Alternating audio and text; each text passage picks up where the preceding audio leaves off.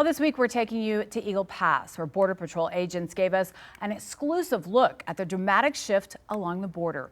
It's the same place that just over a year ago, thousands of migrants were gathered waiting to file for asylum, while many more were packed into overwhelmed processing centers.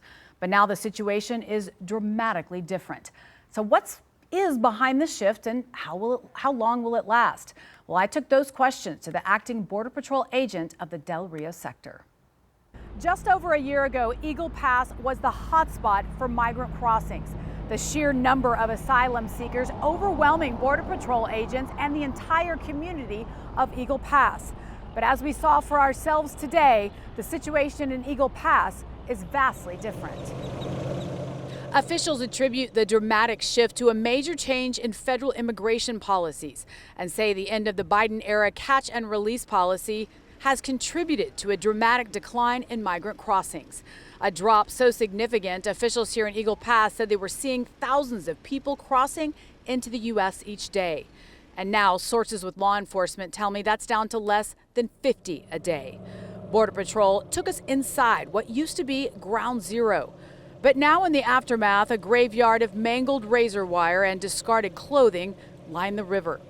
But the masses of people trying to cross into the U.S., something we've seen for ourselves firsthand, is gone. We start to identify those areas that we consider vulnerable, start placing additional assets there, and as traffic starts to shift, so do we. But again, having additional reinforcements from the state, from the federal government, greatly assists us in securing the border.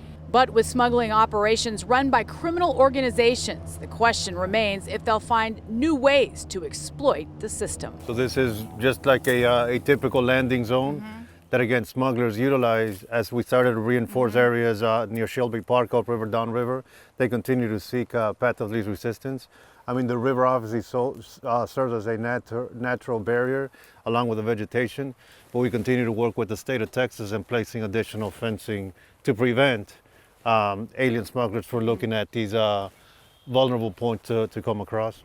Chief Moreno says another contributing factor to this rapid decline is the partnership they have with state troopers and National Guard members. And coming up at 6 tonight, we're taking a closer look at additional reinforcements that are coming from both sides of the border. In Eagle Pass, I'm Vanessa Croy. You can actually find that story I was referring to on our website at kens5.com.